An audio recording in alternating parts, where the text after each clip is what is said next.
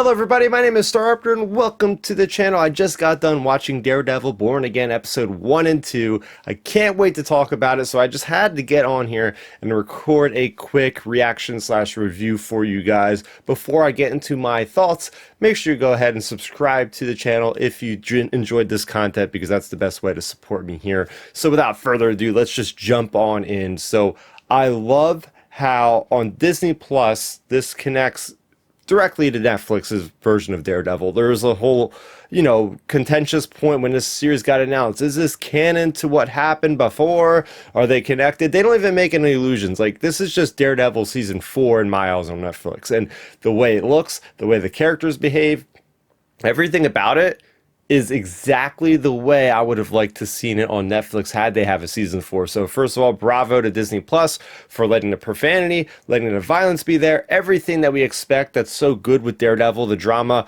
is all right here. So I want to talk about the two main characters. Of course, we have Matt Murdock, Charlie Cox playing the titular character of Daredevil.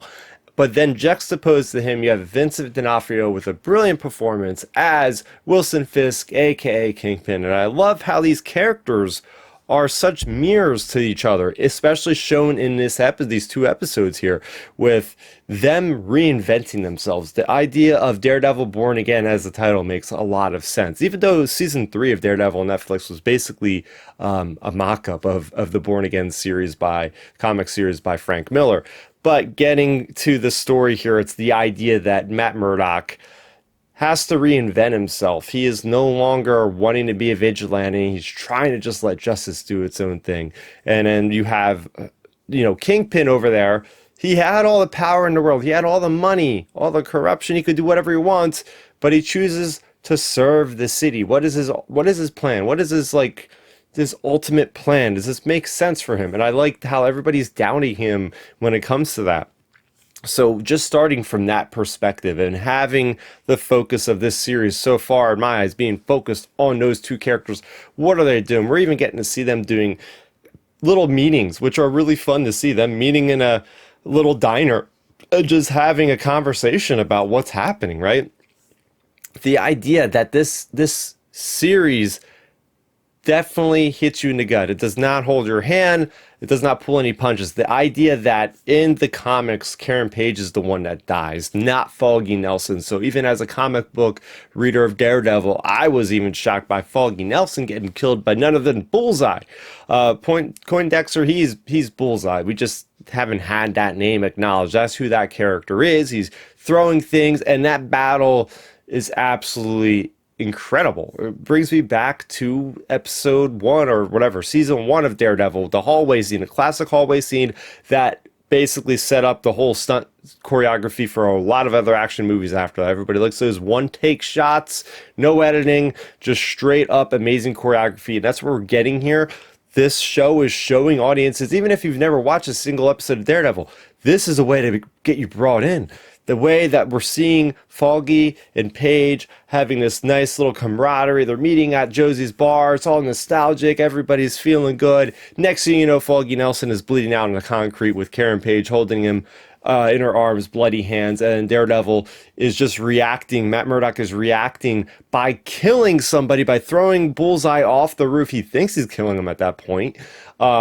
We'll get, I don't know how he survived, but we'll figure that out eventually. But the idea that Matt Murdock, there's stakes in this story. We're actually seeing character development in episode 1 of both Kingpin and especially Daredevil, just throwing it all away.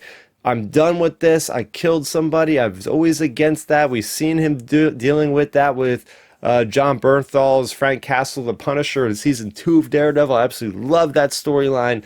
And it comes to full circle here, culmination with the idea that 1 year later, and I love how we get that 1 year later jump to show what's happening. We show with Kingpin about how he's been gone with Echo, that series, and figured out like Maya, who's his little adoptive daughter, basically getting shot in the eye, and then Vanessa, who was an art gallery person, and then in season 3 she became a lot more ruthless under her teachings of her husband, and now she was the one that leads the corporations or the criminal syndicates and all that, and making the money. And she's, they're having marital problems. But then uh, Matt Murdock's girlfriend. He got set up by his new partner. That is going to be the therapist, the couple therapist for both Vanessa and Wilson Fisk. So there's so many already like threads crossing over. I love the look of this show, right? As somebody who's often in New York City, I just can totally understand they got the vibes right, the atmospheric vibes, the ambiance. I love how we have the public opinion in these episodes of these little video vignettes of these interviews on this BB Reports news channel or social media, whatever that platform is. But the idea that we're getting to see what people think of what's happening in the city, what they think of the vigilantes. There's people for them, people against them, people getting set up. There's like some crazy, storyline going on with the White Tiger, and there's a lot of mystery, a lot of intrigue in this show. And it's very interesting to watch. All the performances in here are great. I'm glued to the screen. It's just there's so much in here that they got right. I can't think of anything they got wrong. I got no notes recording this video. I seriously just went on here to record because this, honestly, is probably the strongest outing for a premiere for a Disney Plus series. I think this is up there with WandaVision. As I'm only 2 episodes in. We're getting another 7 of these right over the next 7 weeks. And it's going to be hard to top this because they're on a trajectory right now with this show to be the best thing the Marvel Cinematic Universe has ever had since Spider-Man Far From Home, right? There's been a little bit of a slump, I think a lot of us will admit, with Marvel. But this feels great. This is prestige television on Disney Plus, something I've wanted for a while. We get the first episode is almost an hour. The second episode is 40 minutes. It's longer form storytelling that we're going to get week to week, getting time to let these episodes breathe in between, unlike what they were released in binge format on Netflix, which was really fun in a single weekend to just watch these. But now we're getting more chances to ruminate with these characters. And again, just the idea that we're getting so much character development out of Matthew Murdock, who's lost everything. Paige has moved over to San Francisco. He's starting a new job where he's not even in Hellfire Kitchen anymore. It's like, Hell's Kitchen, and he's not even there anymore, right? There's so much that has happened with the city, with his character, and the stuff with the cops and Fisk, and he's the mayor. I can talk about that. This guy that has just become the mayor, and he was the head on corruption, this criminal. There's a lot of commentary on common politics in the United States in this, and it's very blatant and pretty blunt. But art does, that's what it's doing, right? Art will commentate or on what is happening. So that's Star Wars has done a lot of other things that have done it over the years. So there's that whole storyline. But yeah, man, oh man, just summing it up, I really loved it. They continued the Netflix series in a very good way. I'm happy that this was retrofitted. I know there were some rumors, not even rumors, Vincent D'Onofrio admitted himself, like they had to switch, I think, the showrunner, the choreography, and he said, we wanted to make it right for the fans. We weren't going to make this unless we agreed, all of us creatives, that this would be done right by the fans. And, as the guy wearing the Daredevil shirt that built the Daredevil cosplay, I will say this freaking delivered. And I am excited because Daredevil means a lot to me.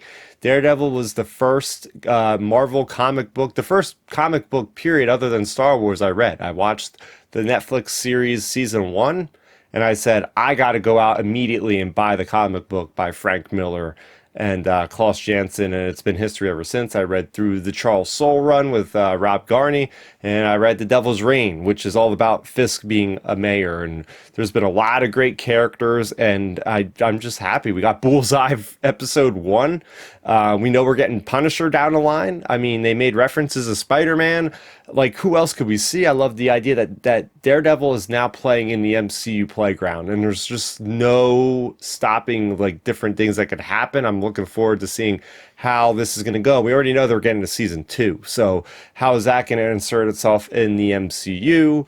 There's just so much speculation, so many theories. I can't wait to hear what you guys have to say. So let me know in the comment section down below. Did you enjoy Daredevil, the premiere for Born Again? Also, I'd like to hear from people that maybe have never watched Daredevil season 1 on Netflix. Maybe you're just jumping into this for the first time. What were your thoughts? Because I think this does do well for a starting off point for a lot of people, since it is like Daredevil, like throwing in the towel when it comes to being a vigilante. Like, this is it. We get to see him. Now he's going to rise back to the occasion and go against Fisk, and it's going to be classic superhero Marvel Netflix stuff. I can't wait for it. And like I said off the top of the show here, the episode, make sure you go ahead and subscribe to the channel if you haven't already. That's the best way to support me here. So until next time, my name is Star Raptor, and have a good day.